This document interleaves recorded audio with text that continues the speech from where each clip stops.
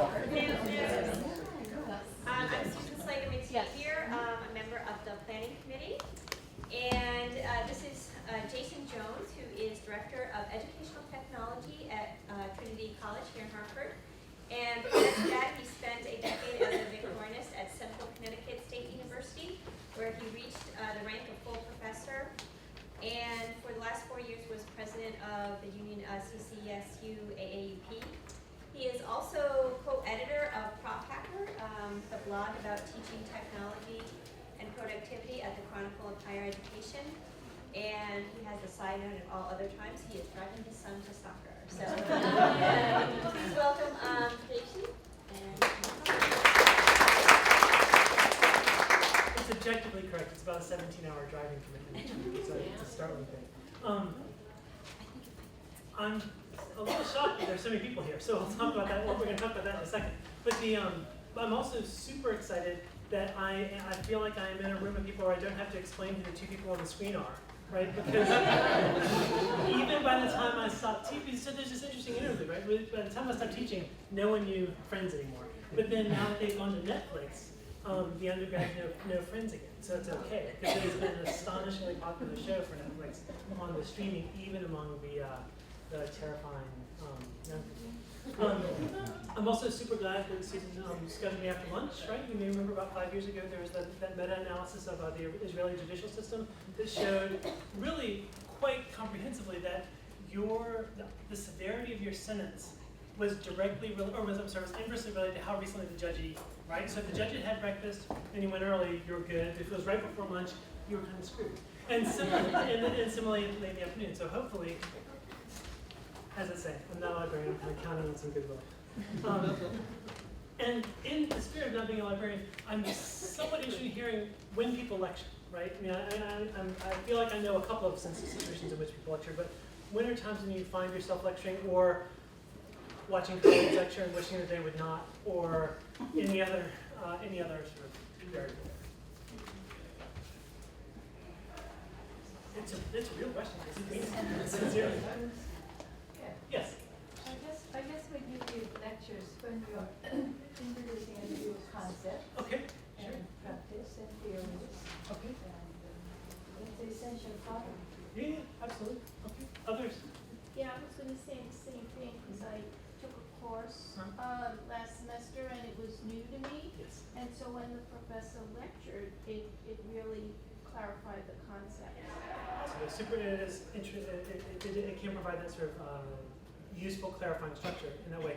Y'all are actually answering a question that's way smarter than the one that I envisioned, which is literally when do you find yourself, like, for example, the one-shot situation, or in other form, or bibliographic instruction, to the extent that that doesn't exist on college campuses anymore, and when you're invited into other kinds of classes. Yeah. Some embedded situations, if a professor has been generous enough to give you some of their class time across the semester, maybe once in the beginning, once in the middle, once toward the end. Right. So you have a few precious chances, and you feel like all the things must be communicated in this very limited period of time. All of them. Exactly. Right. That's why you're there, because they all have to be there. I think also when you're meeting with students individually, if you're trying to explain a difficult concept to them, right, and talk through it with them. Right. So sometimes the difference between a one-on-one monologue and a lecture is actually pretty non-existent, right? I mean, in fact, you may find yourself slipping into the mode that I just said all these things in class, or in another class I can say them to you as well. Sure. It happens at the reference desk too. When students need help finding something in the catalog and have never gone into the stacks to get it, or they don't know how to use the database, so you end up turning the screen and just, this is this, here's how you do that.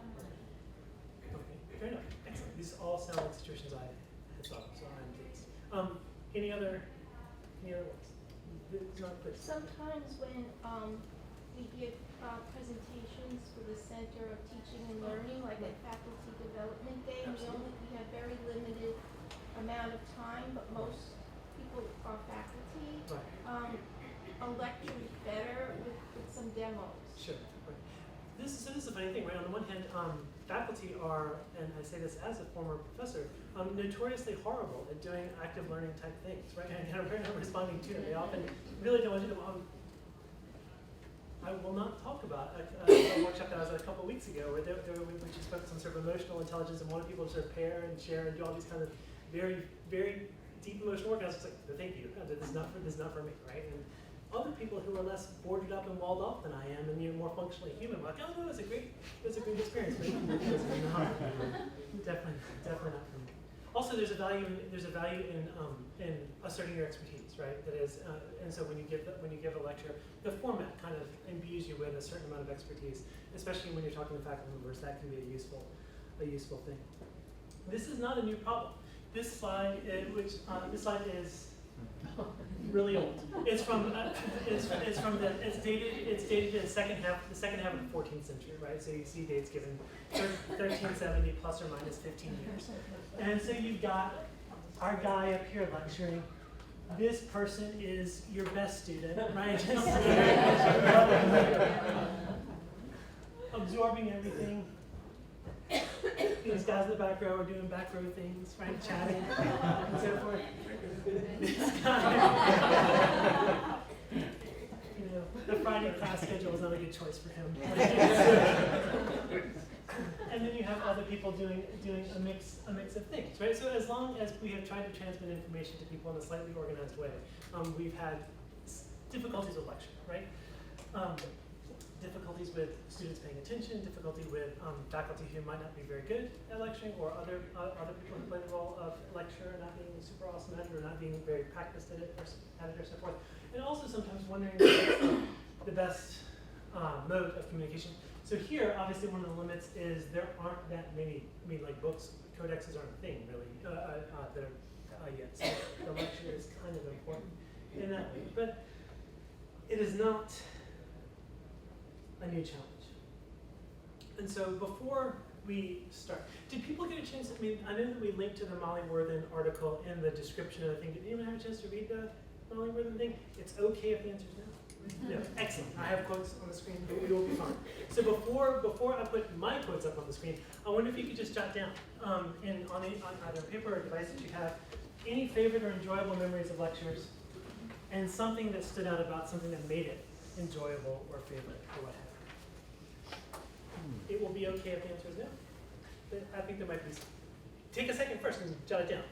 Oh, Yeah, it is okay. Just it's the characteristic. Too involved to write down. Well, it's the characteristic thing that I Got it. like to hear about.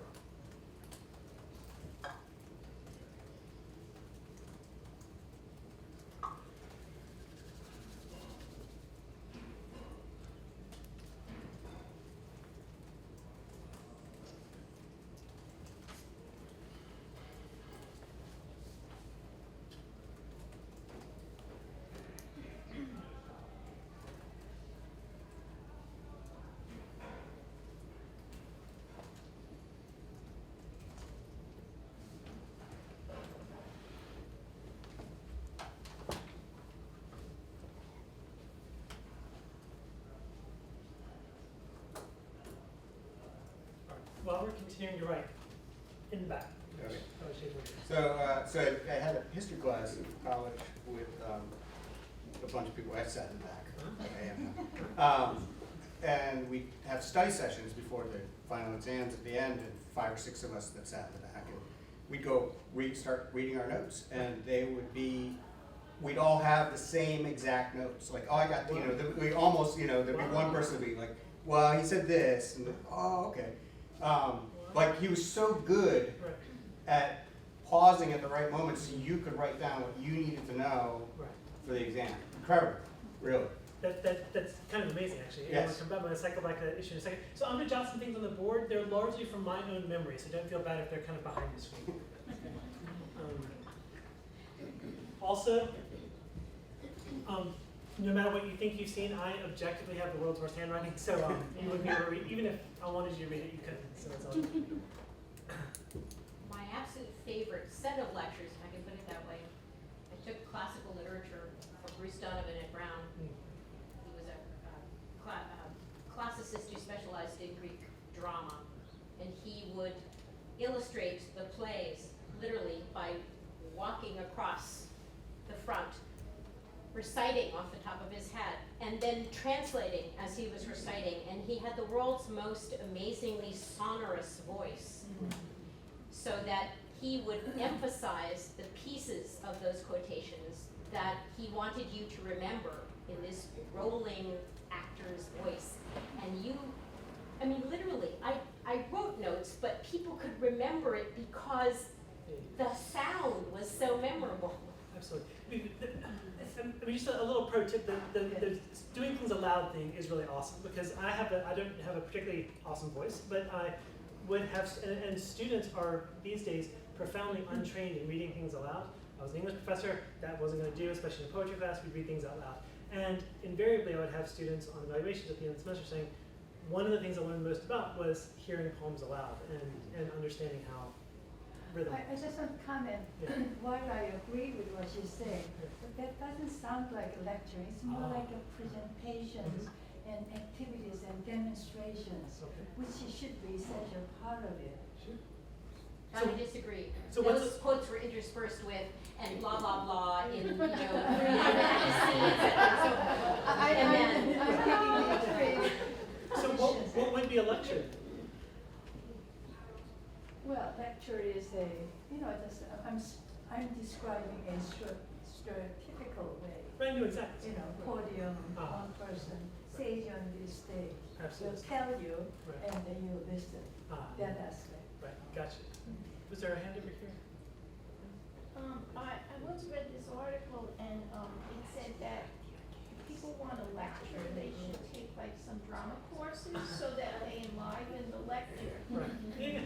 I mean, voice, vocal skill is awesome. Vocal variance will get you 80% of the way. Right? That's if your voice, if you are not in the same monotone, that's a super awesome thing, right?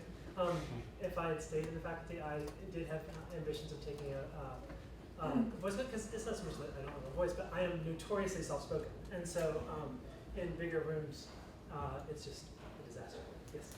So the best lectures that I've ever had have felt like someone telling me a story, or like it's a conversation that it just so happens that they're the only person talking. So like you feel like personally involved, like, oh, this is super interesting, let me take all the notes. But like you don't like it, I don't know, you're following the thread the whole time. Absolutely. That seems super important. Yeah. This just goes right on top of that. So this is when those stories provide glimpses into your professor's life, whether it be their research or some other anecdote that they can use that has something to do with them as a human being, as long as it doesn't go too far. But they then apply it to whatever the content is for the class. Literally, the saddest moment in my teaching life was I've been teaching for about 4 or 5 years, and there was a grad student who had been she had taken several classes with me, and then she had directed a thesis, and then even after she had started teaching on her own, she would sometimes sit in on my classes. And at one point, she said, only like 30% of what you say about yourself is true, right? Like it's like to a certain extent, it's a posture, right? To try to engage the students, and she's like, I didn't know that. I didn't know that. I was like, yeah, unfortunately, it's a very much a Wizard of Oz kind of situation. So, I guess sometimes sort of similar, but people who are like unapologetically enthusiastic about whatever they're talking about, these people who are just like so into it that it becomes infectious. Absolutely so. Right. This will be an great. Oh, you got me with storytelling and passion. Okay, excellent. I mean, these are I do think these are things that people like. To be fair, it can be super hard to be enthusiastic about the 5th time you're teaching search in a week, or for example, when I used to teach freshman composition, there were only so many times you could get super jazzed up about transitions, for example. Transitions I actually care about them a lot, but if you're teaching 4 classes in a week.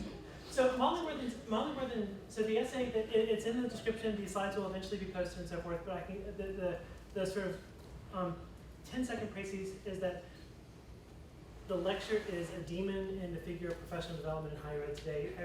You'll have people like Eric Mazur saying to lecture at all is unethical. You'll have people saying that it should be abandoned wholesale in the name of things like active learning, in the names of sort of project-based learning and so forth.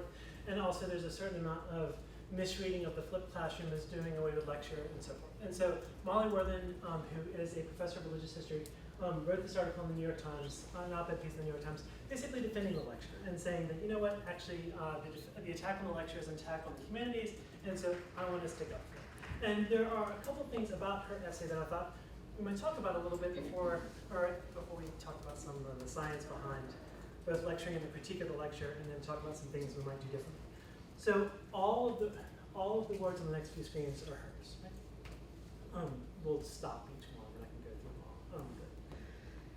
She says, in the humanities, there are sound reasons for sticking with the traditional model of the large lecture course combined with small weekly discussion sections.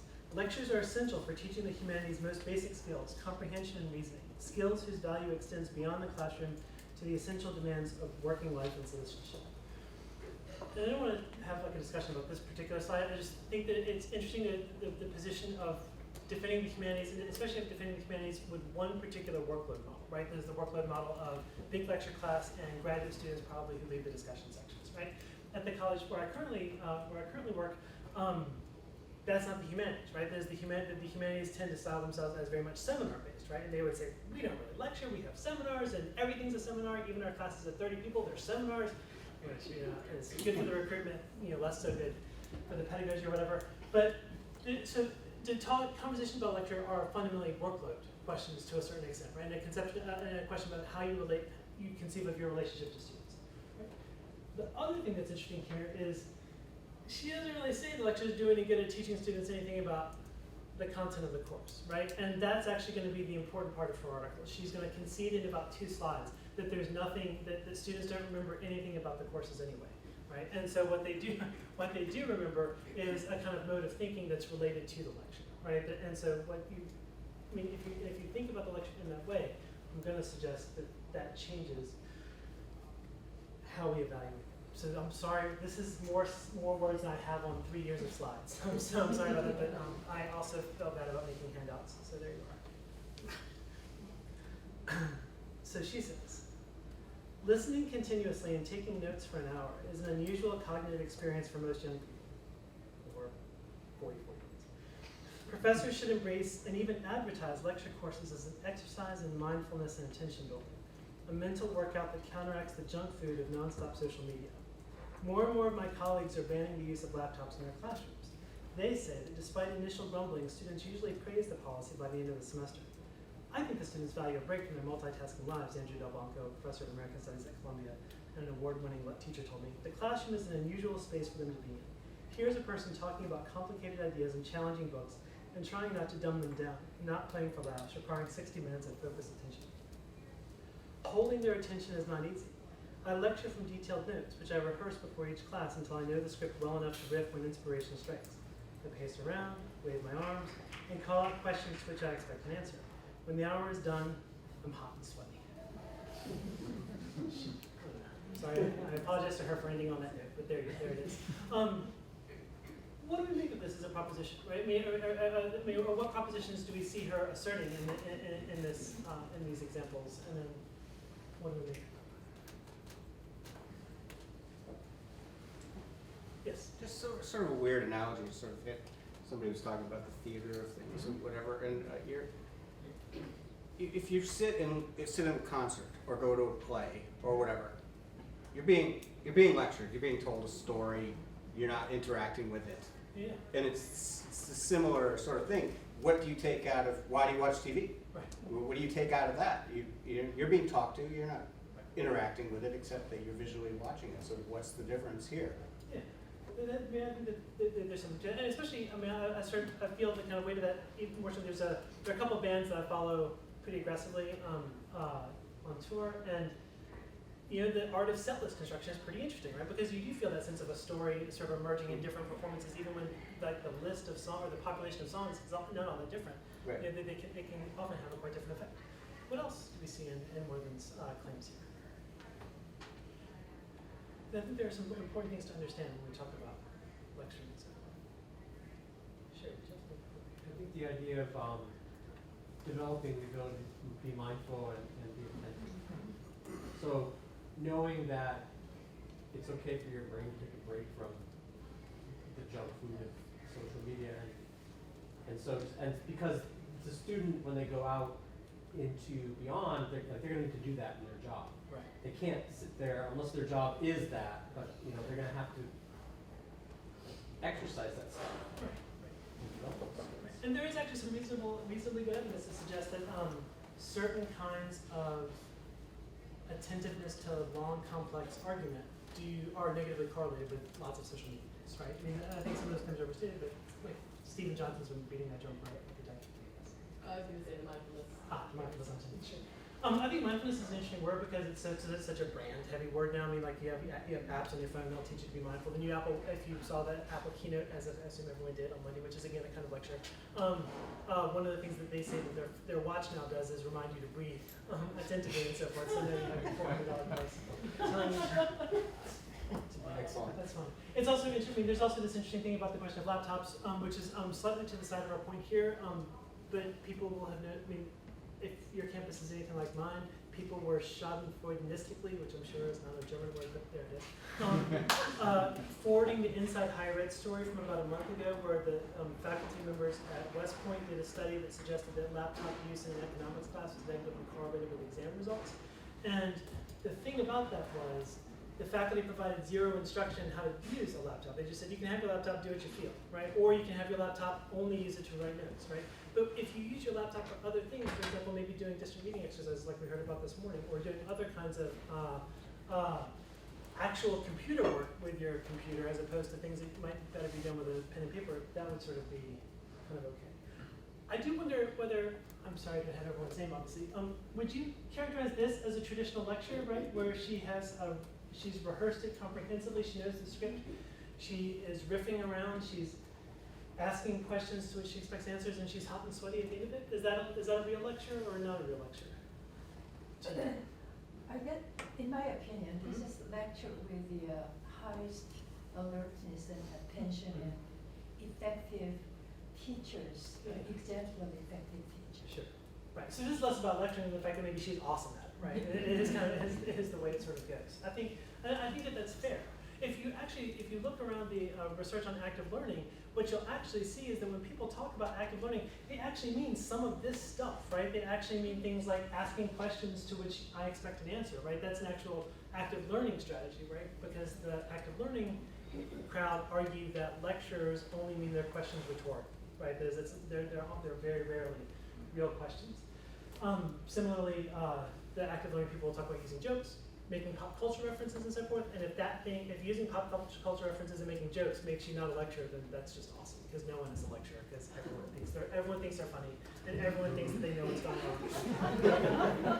I mean, I'm really old, and I still have jokes, and talk about bands like it matters, and it's not true. Okay, if you read the Molly Worthen article, and I would commend it to you. I mean, she says some things that I think are a little, they're deliberately provocative, they're kind of clickbaity, but she has a kind of interesting point, which is that people complain about lecturing a lot, but almost no one knows what it is, right? And almost everyone thinks that what I do, not that is I, the person who is speaking, not Jason, what I do is not lecturing, right? But what that other guy down the hall, the one who hasn't updated his notes in years, that dude's a lecturer, right? So lecturing is the thing that we name the bad stuff that other people do, rather than a thing we do ourselves, right? I mean, more or less in the vocabulary around higher ed today. And so the best, this paragraph is, I think, the best part of her argument, where she argues that the thing that we need to do to make lecturing work again is not really to make faculty change how they teach, but it's to help the students. So she says, we must also persuade students to value that aspect of a lecture course often regarded as drudgery. Note-taking. Note-taking is important partly for the record it creates, but let's be honest. Students forget most of the facts we teach them not long after the final exam, if not sooner. The real power of good notes lies in how they shape the mind. Yes?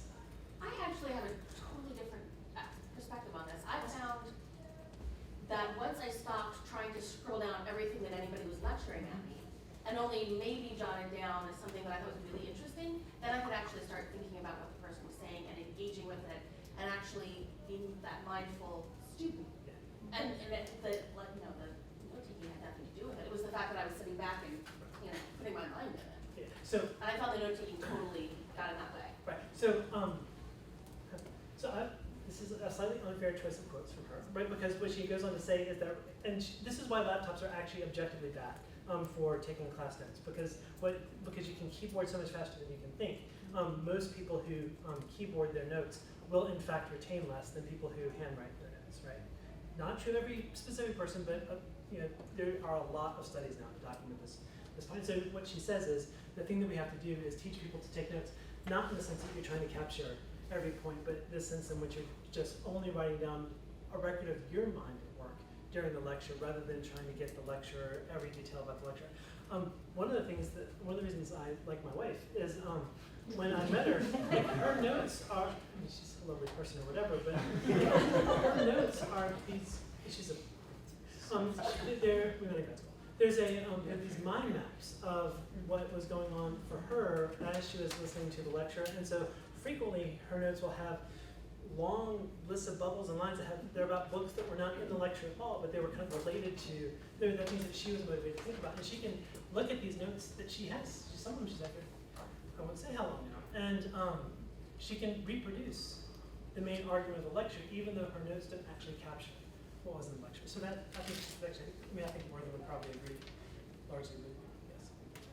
With that handwritten notes, there's also an act of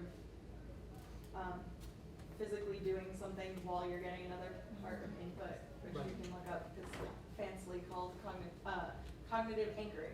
Absolutely. So you could be doing something other than note taking if you're not a clear handwriter. I also doodles and other physical activities also do similar.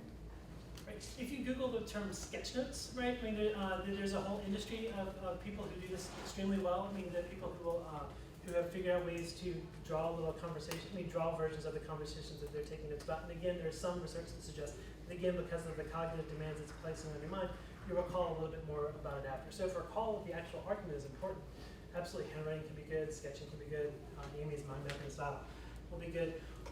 One of the coolest things I did as a faculty member was I was an English professor.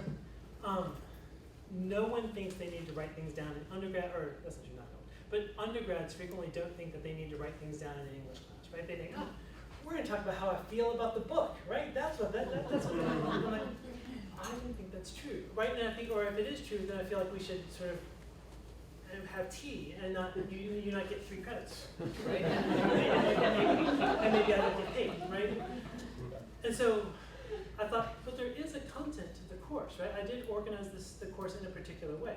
And so one of the things that we did was I developed an assignment called Wikified class notes. And there's no need to do it in a wiki. These days you could do it in Google Docs or something else.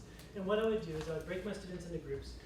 And in each class, one group would be responsible for producing basically 4 things. One was a 50 to 75 word summation of what the class was about, because hopefully the class was about something, and if they couldn't figure that out, then we had real conceptual problems. Maybe I was not on form that day. Second thing they had to do was they had to identify a textual passage that we talked about in relation to that main point, right? Not any passage that we talked about, but something that was connected to that thing they said was the most important point, because then those things went together. Then if there was any technical terms that we introduced, they should have a definition for that. And then they also had to post links that either extended or clarified or corrected something I said in class, right? Or something that someone else said in class. And they maintained those over the course of each semester. And the carrot that I offered them was if they did that, they could write the questions. They could write the questions that went on the exam, right? And so when they were writing questions, they would go back and refer to their notes. And so there was this virtuous circle around developing the notes collectively, returning to them over the course of the semester, and then having something that you could take away with at the end of the semester. So I think thinking about what you want the student to take away from your class is one of the most important parts of any lecture. Yeah? I think. Worthen has some other ideas. I don't agree with this. But all right. This is a description of college students. And so I just thought we would, as a slight pivot, and thinking about what's problematic about Worthen's argument. Because her argument is students need to be taught to take notes, holding their attention for 60 minutes is what we heard from Andrew Delmarca. That's the important thing. And Edwin Emery Slauson describes the problem of lecturing this way. As it is, the professors give too many lectures and the students listen to too many. Or pretend to, really. They do not listen, however attentive and orderly they may be. The bell rings and a troop of tired-looking boys, followed perhaps by a larger number of meek-eyed girls, file into the classroom, sit down, remove the expressions from their faces, open their notebooks on the broad chair arms, and receive. It is about as inspiring an audience as a room full of phonographs holding up their brass trumpets. They reproduce the lecture and recitations like the phonograph, mechanically and faithfully, but with the tempo and timbre so changed that the speaker would like to disown his remarks if he could. And anyone who's ever taught knows that feeling of seeing someone write on an exam something that you know you said, and you're like, oh my God, I did not mean that, right? Or I didn't mean it in that way, right? That's a horrible thing. When do we think this may have been? 1920s? Because the photographs kind of give it away, yes? It's 1910, right? I mean, this is a really old problem. And even by then, there's always, I mean, by the 20s, you already get this people making the joke that a lecture is a situation where a thought is or information is transmitted from the lecturer to the student without going through the mind of either, right? That's already kind of a joke by the 20s, and usually it's attributed to Slauson and his interlocutors, right? So this question of is anyone paying attention to a lecture is kind of a real one. So I did want to spend a few seconds and talk about a few minutes to talk about concentration, right? Because concentration and attentiveness turn out to be super important. And I don't think, contrary to Molly Worthen, that this is about the moral failings of these kids today and their stupid phones, right? Because this is just a thing that's true about people. So I apologize for the slight blurry, well, the extreme blurriness of this, but I couldn't get the better PDF without paying money. I wasn't going to do that. So here you are. Y'all have heard of copyright. You're like and not even copyright, just like licensing fees for names. This is a study of medical student concentration during lectures that was published in 1978. The Stuart Rutherford graph. This is very well known in higher ed professional development circles because what it documents is basically you've got 15 minutes in terms of a continuous development of thought before you lose your students, right? Doesn't mean you can't have them for 50 minutes, but it does mean something needs to change, right? Whether it's stupid stuff like changing sides, whether it's stupid things like talking about bands for a second, whether it's things like having people write for a minute and then coming back to it. But you've basically got about 15 minutes before things start to go terribly, terribly wrong. And Worden suggests in her article that really what we need to do is be more dynamic, right? We need to tell good stories, we need to be theatrical and all those things. And that's super awesome if you can do those things. That probably gets you a few more holding out to 10 minutes or 15 minutes. But really what these 4 or 5 lines show us is no matter how good you are at the lecture, you're not going to hold the students, right? Like no one actually I mean, if what you're interested in is retention of the information that's presented during that lecture, no one can do it, right? You maybe 1 or 2 exceptional people, but on balance, nobody can do it. People's attention starts to wander. They might be doing other things. Now, this only matters if we've decided that the thing that's important is the lecture is the transmission of information. If what's important about the lecture is the theater of the mind, right, and and what you think about in relation to the subject material, this isn't necessarily a disaster, right? It just means you can't expect the transmission of information to be super successful after 10 to 15 minutes. And now I'm going to show you what my colleagues think is the scariest slide in education day. As punishment for my many sins, we do edX courses now at Trinity. It's not actually a punishment. They're super exciting. We like them a lot. But they are a certain amount of work. And one of the things that makes them a lot of work is that you have to develop, or you have to take courses that are developed for a traditional credit hour and move them into the online format. And so when you do that, edX has lots of theories about what that should look like, right? And they actually have research that's based on when students click in and out of videos and so forth that does this. And the 2 or 3 slides that I have left that are data related are based on an analysis of about 7 million clicks in the edX platform over several years. And they tell a dire story, right?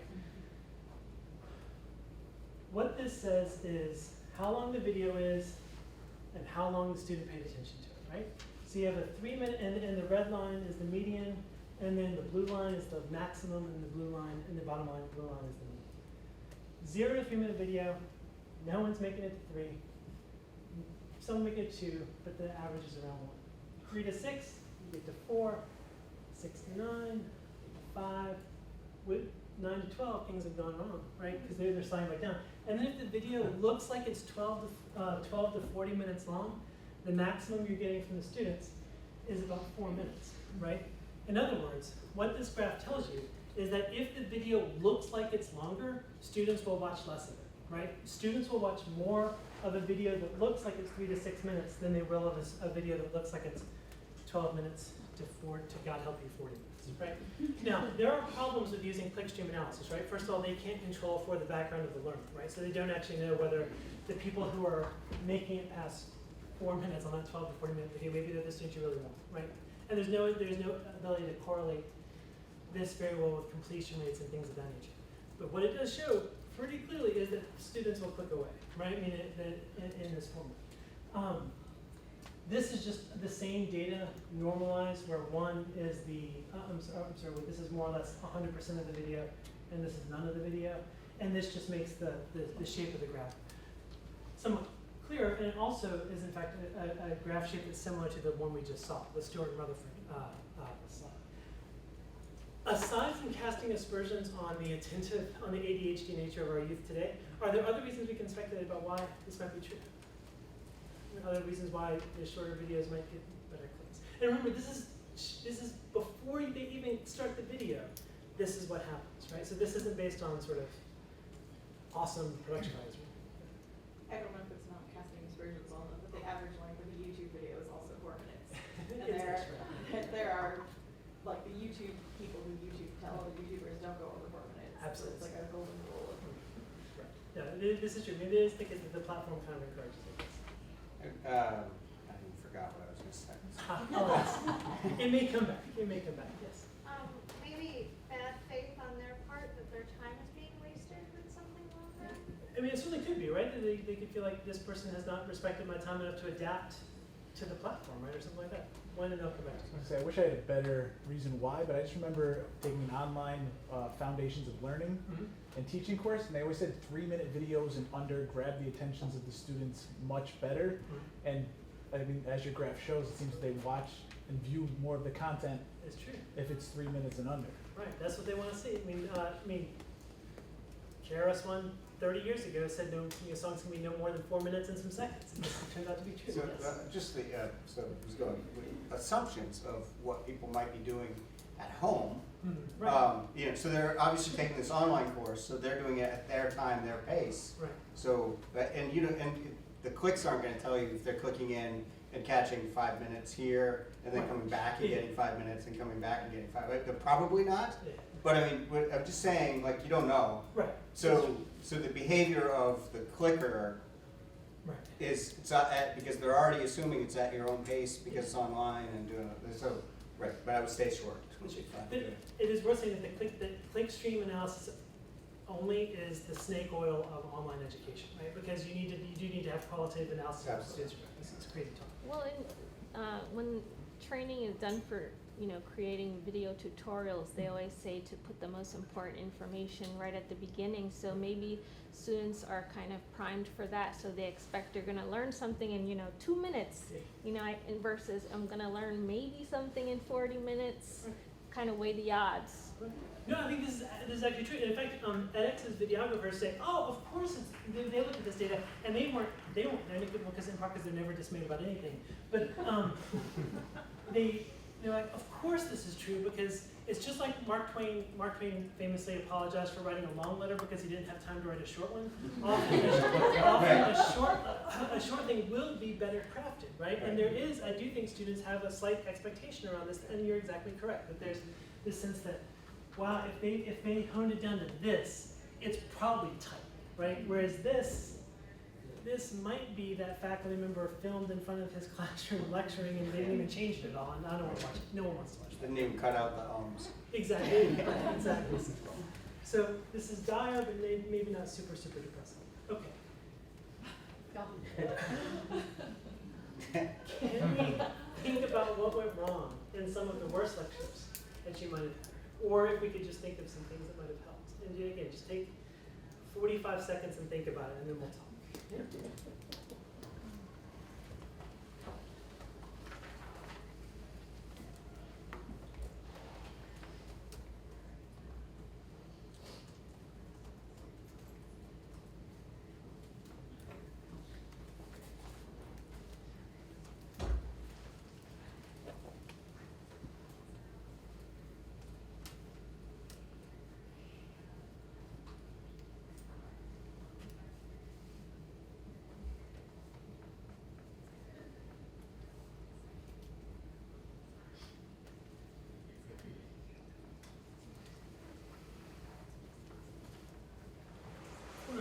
what are some lectures going? Oh, yes. Oh my gosh. I think we've sat through a million of them. Economics, it was at noon in a hot classroom. Faculty members spoke in a monotone. He was older than Moses. He taught my father. Seriously. And all of a sudden, my head hits the desk. And we're also alphabetical. Miss Ashton, are we keeping you awake? No, that's the problem. He called my dad. That's not cool. What's FERPA? Well, this is a million years ago. Yeah, I made a mistake of doing macroeconomics at 8 a.m. when I was like, I can do an 8 a.m. class. No. My first semester away from home. But that turned out to be false. Other things that go wrong, and so that was on me. Well, in college, I had a professor who had this habit. He actually had written out the lectures, but he was a perfectionist and a stickler about language, and he liked to speak the way he wrote. And so he would have these moments where all of a sudden he had this idea that he was going to depart from his manuscript, but it still had to be perfect. And then there would be this pause where he would, in his mind, without saying anything, kind of try to construct the sentence as it was going. And there would just be these 1-2 minute pauses where just like you could, crickets. That's awesome. Because on one hand, I'm typically sympathetic to the digression, because the digression shows that someone is actually thinking in front of you, right? That's an awesome thing. That's different. Philosophy class in France, where the French students, had to prove how smart they were by asking questions that were wildly off topic, and then the professor would answer those questions in half-hour increments, off topic from the class. Could not tell what was happening, could not tell whether it was important, could not tell sometimes when he got back to on topic. It was appalling. I really struggled as my first 3 years in the classroom. I was figuring out what was that useful digression of the touch of the wheel, and what's, oh my God, we really should not be talking about this in a junior level class. Yes. So I had an undergraduate early morning statistics class, and it was kind of dry to begin with, but it wasn't the lecture that killed me so much as was the discussion section that would happen later, taught by the TA whose first language was not English. And you get to this very dry thing to someone who can't even communicate that quantitative, For me, I did the same problem. Math is not my strong suit. I really needed someone sympathetic, who could kind of translate things into a language that I understood. Lecture that is antagonizing or patronizing?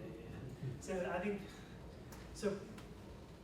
lots of faculty members think they're funny, but many faculty members are only mean, right? They enjoy jokes at the expense, for example, of their student.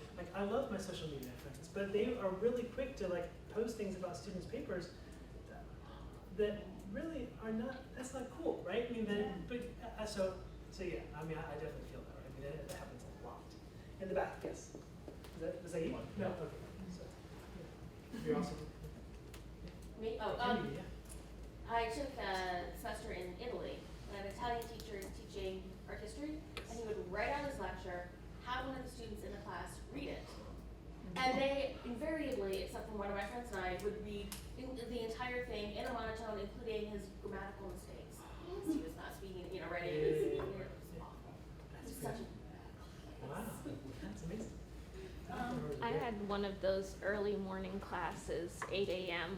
It was a personality class for psychology, and the focus was really on risk-taking, so it should have been interesting, but I don't remember exactly what was wrong with it. I mean, the professor did have a monotonous voice, but what happened is I started paying attention to all the wrong things, so I'd be staring at the spittle flying from his mouth, and that's what's most salient to me about that class. That's perfect.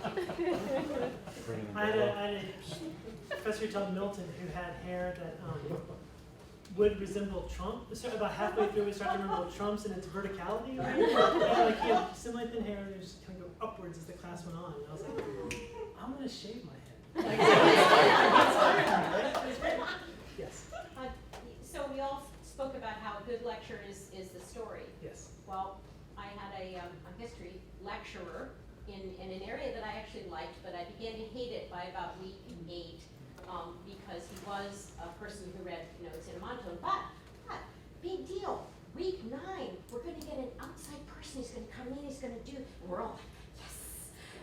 And the day comes, and he was not clued in by the professor about where in the story he was supposed to be. So he comes in and he starts to talk, and we're all like, and the expression begins to change, and more expressions in the room begin to change, until finally this person, who was pretty lively, stopped talking and said, "This is French history of the 18th century, isn't it?" And we were like, "No." No, this is French history of the 16th century. And he's like, "Well, let's rip these up and start again." They're unimportant 200 years. I honestly had the opposite experience that Randy had. 8 in the morning, which is when I'm at my peak as a student. Introduction to Western Civilization, and I've been warned that the instructor would come in and read the notes that he'd been reading for 150 years. And he did. Every day he walked in right at the last second, opened this big binder, read, and one unseasonably hot May morning, he fell asleep. Started slowing down, had to be 200 years old by then, and he just went over. We waited 10 minutes and said, "He's not here," and we walked out. Enthusiasm got a vote earlier. I mean,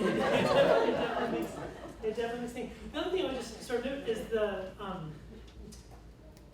the biorhythmic things that people mentioned. They definitely matter, right? I mean, if you think back to the joke I started with about the relationship between lunch and prison sentencing, which is not a joke, it's a real study.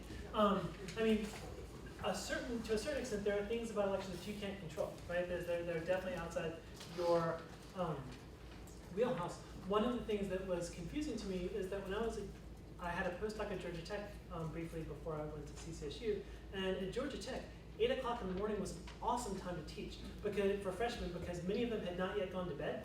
They had stayed up all night either studying or playing video games. They'd come to the 8 o'clock class, maybe they go to a 9 o'clock class, and then they go home and take a nap, and then they come back for their sort of afternoon labs or classes or whatever. And so they were still sort of awake for that, right? Whereas when I went to CCSU, that was sometimes not true, right? As the 8 o'clock turned out to be the 8 o'clock class that made us suffer through our So understanding both the students and the specific institutional context is important. I also do want to talk about theater a little bit, right? I mean, to come back to the point about the classicists, because my friend Dan Cohen, who is now director of the Digital Public Library, has talked about the lecture as a form of academic theater, and one that we short sell at our peril. Many of us know what a TED Talk is. Sorry that got cut off. Right? The self-gratifying middle-brow content for the digital age.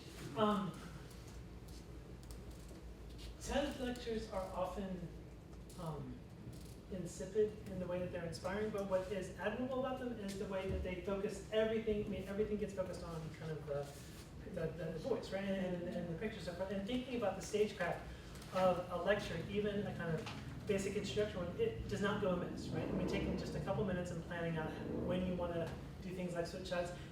When I was at University of Wisconsin-Milwaukee, I used to explain to students that, look, not my first rodeo.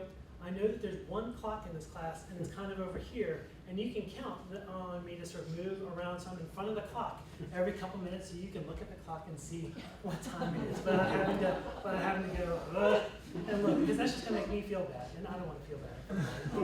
All the students, and so thinking about that kind of stuff is not terrible. Now, the edX data all actually suggest that the TED people are deeply mistaken in their focus on production values, right? There's no evidence from edX that suggests that production values matter at all. What students like is the sense that the faculty member is actually talking to them, right? So they like seeing the professor's face every once in a while, hearing their the professor's voice, not always a grad student's voice or what have you. And so that someone had mentioned that notion that, you had mentioned that since the professor's real life behind the scene, that's what the students want. And you don't have to spend any money for that. And it doesn't take stagecraft. For that, it just takes the occasional well-timed story about your wife's notes, right?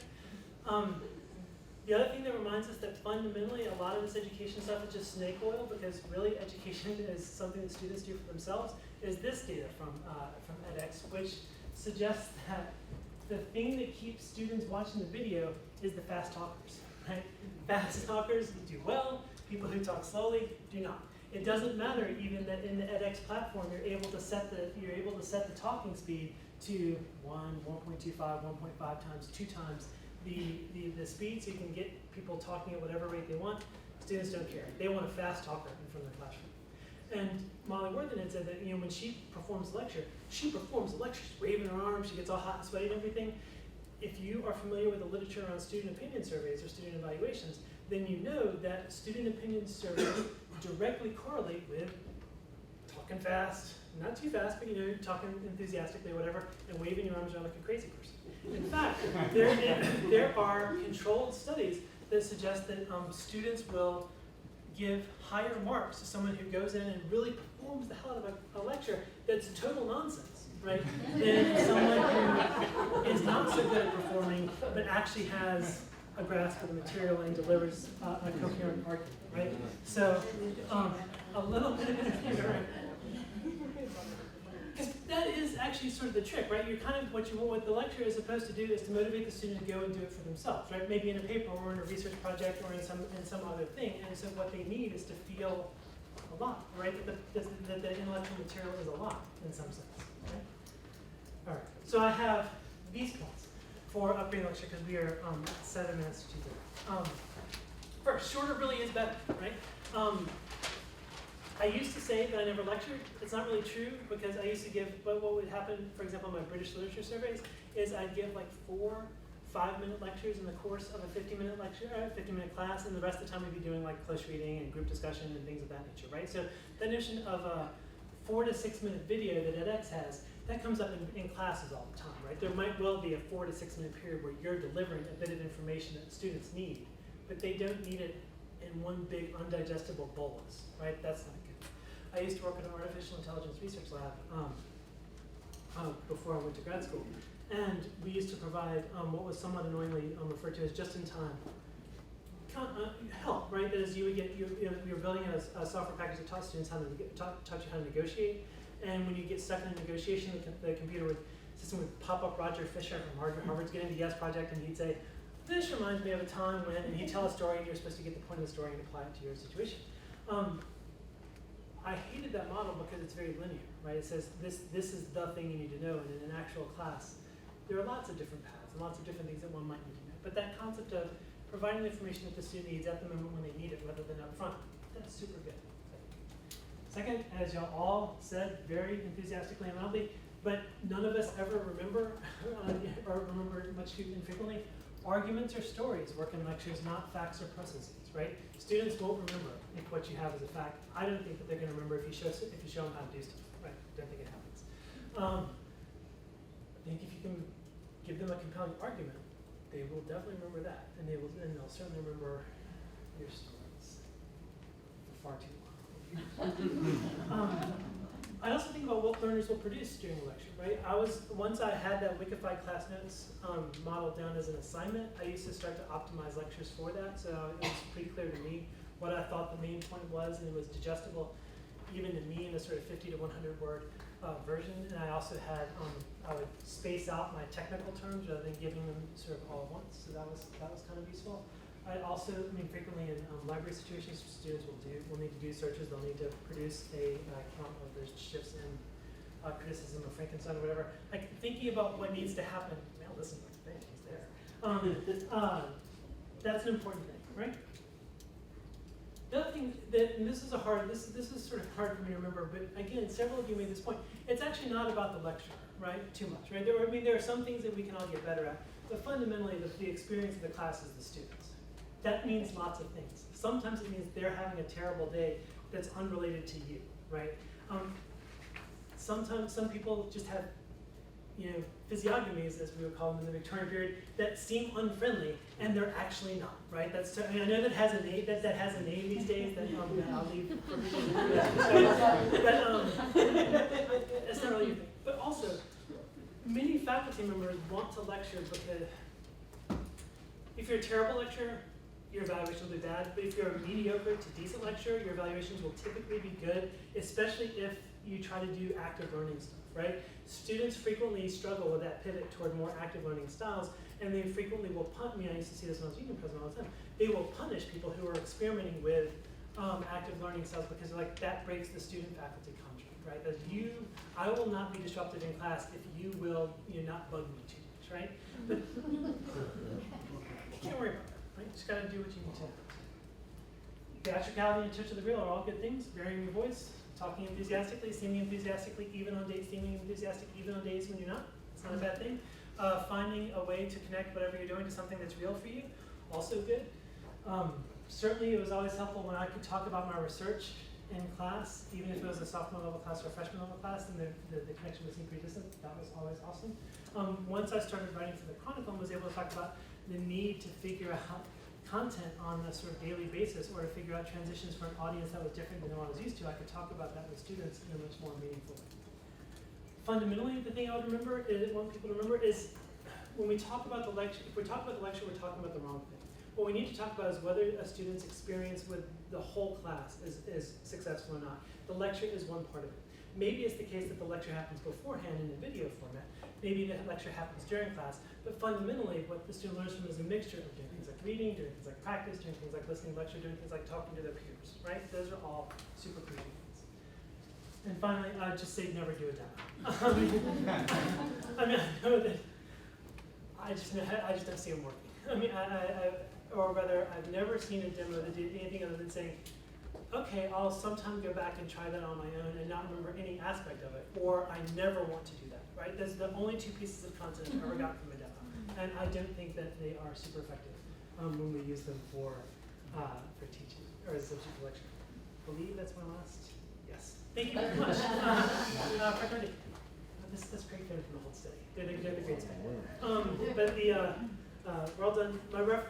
All the citation, there weren't that many. They talked a lot. This is the main study. This is Warden's lecture. That's the painting. That's the Lancet study. All this will be on the website, I gather, at some point, once I give them the slides, since they were still coming into being this morning. All the references. Point So, of need, right? what's that? Point of need. Exactly. Well, I didn't know which references were going to stay in until the very end. So I think that's it. Unless anyone has any questions in the 58 seconds that remain. We have to talk to people after, of course. Thank you so much.